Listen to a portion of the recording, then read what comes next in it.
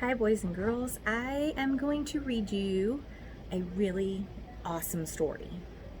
And we're going to talk about in this story, what is a bully? Alright, this story is going to talk about being a bully and getting bullied and what we can do about it. So I want you to really get these listening ears on. You should be sitting down in front of your computer very still, not laying down. If we were at school, Miss Meadows would not allow you to lay down. So I want you sitting up. You can sit crisscross if you're on the floor. If you're in your chair, your feet should be down, sitting up straight, ready to hear the story. This story is called Chester Raccoon and the Big Bad Bully. Chester Raccoon stood in front of his tree hollow looking gloomy. His younger brother Ronnie and his best friend Cassie stood beside him. "We don't want to go to school," Chester told his mother. "We want to stay home with you. Please, may we stay home?" "I thought you liked school," said Mrs. Raccoon. "We do," said Chester. "Then why do you want to stay home with me?" So there's the raccoons and there's Mama Raccoon. What do you think? Why do they want to stay home? Make a prediction. Chester lowered his head and shuffled his foot. He explained in a quiet, muffled voice. Mrs. Raccoon reached out and tenderly lifted Chester's head with her hand. "What did you say?" Chester gazed into his mother's loving eyes and gulped. "There's a bully at school." "And he's horrible," cried Ronnie. "He's big and mean. And he has giant claws on his hands and feet," wailed Cassie. "And fangs," screeched Chester. "And fire comes out of his nose. And if you get in his way, he'll step on your face and squash you like a bug." "Like a bug," echoed Ronnie. "Ooh, this guy sounds horrible."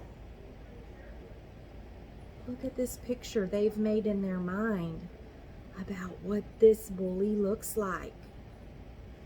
That is really scary. I can see why they don't want to go to school.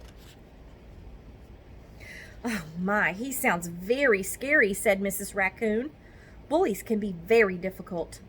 I'll tell you what," she told the frightened cubs. "I'll walk you to school and back. Then we can decide what to do about this bully." When the raccoons reached the school tree, Chester tugged on his mother's arm. "That's him, that's the bully." He pointed a trembling finger at the badger standing by the pond. "Isn't he? Oh, he's the most scary-looking bully you've ever seen." There he is. Does he look scary to you?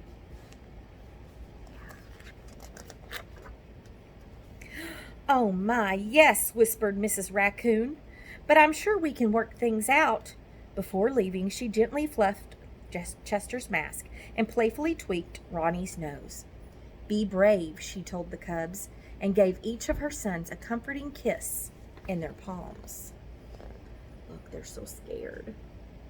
But Mom gives them hugs and kisses and tells them to be brave. After school, Chester, Ronnie, and Cassie told Mrs. Raccoon how the badger bullied his classmates at recess. First, he snatched the ball away from Squirrel and popped it. Then he climbed atop the jungle gym and squashed the opossum's fingers until the opossum fell to the ground. Then he spooked a doe who bumped into the skunk, who got so scared that he sprayed and stunk. Even Owl Teacher couldn't get him to behave. Oh my goodness, this guy sounds horrible, doesn't he? Sure is being rough and mean with all the boys and girls.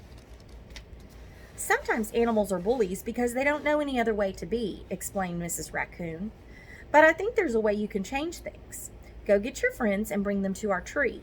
I want to share a story." A few minutes later, a crowd of eager young forest animals stood at the base of Chester's treehouse, and Mrs. Raccoon began her tale. They're all sitting there. They're waiting to hear a story. What do you think our story is going to be about? Once long ago, there was a secret forest sprinkled in yellow stones. The stones were round and polished, big and little, and smooth enough to hold. Every animal in the forest collected and treasured them.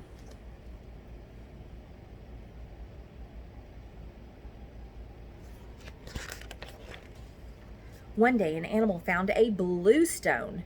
It was very exciting since no animal had ever seen a blue stone.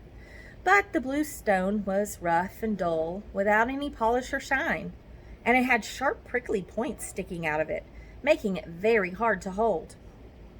Careful not to hurt their paws, the animals carried the stone to the center of the forest and placed it atop a tree stump where everyone could see it. You see it? There it is. Perhaps the stone is blue because it popped out of the ground too soon, suggested a fox. So the animals waited and watched for many days and nights to see if the blue stone would turn yellow. But the stone remained blue, and its outer shell remained sharp and pointy. I believe the stone is blue because that is the color it is meant to be, said a very wise snake. Therefore, we shall treasure the blue stone for the color that it is. But if we want to hold the stone as we do our yellow stones, we'll have to work together to smooth its outer shell. So they're using their sense of touch when they touch that. It's rough and pointed and mumpy right now, but they're going to work together to make it smooth. So first the woodpeckers took turns chipping off the stone's sharp, prickly points with their beaks. Then the chipmunks rolled the stone with their noses, while other animals shined and buffed the stone with tree bark and fluffy tails. In the meantime, the blue stone was as smooth and shiny as the yellow ones. Mrs. Raccoon smiled down at the young animals listening to her story. That badger at your school is just like that blue stone, she explained to Chester and his schoolmates. He is a badger, and that is the way he is meant to be. But if you work together, I think you can smooth out his bullying ways.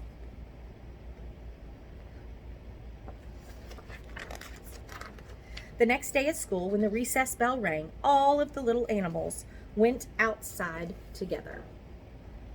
What do you think they're going to do? What are they going to do to help the badger smooth out his rough spots? His rough spots, because he's mean and he's rough and he's tumble. How are they going to help him? Let's read and find out. They huddled close to one another and walked toward the bully in one great big confident pack, with Chester in front holding a ball. At first the bully looked at them with a twinkle in his eye, thinking, I'll get one of you. But when they're together, they're better. They're working together. But as the pack got nearer and nearer to him without a hint of fear, the badger's expression changed. His eyes widened. His jaw dropped open. His knees grew weak and wobbly. Soon it was the bully who was scared. He began to whimper and squeal, and he thought, they're coming to get me back.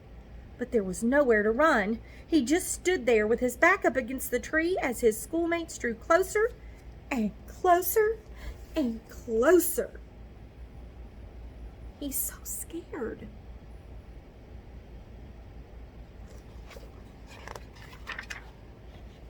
Finally, Chester was nose to nose with the trembling badger. He narrowed his eyes and looked as serious as his little furry face would allow. Then, without hesitation, he held up the ball and looked straight into the bully's eyes and asked, "Want to play?" Huh?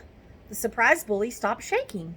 He looked at his classmates who were laughing and offering friendship. "You want me to play with you?" He squealed with delight. He gently took the ball out of Chester's hands. "Okay," he told them, "I'll play." In one short moment, the badger softened, and the bully became a friend. The badger didn't need to bully anyone ever again.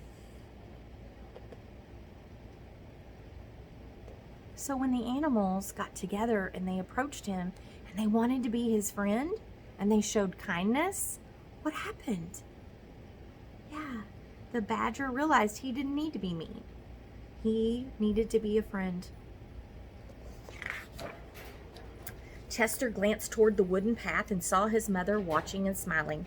She placed a kiss in her palm and showed it to her son. Chester did the same and then joined in the fun.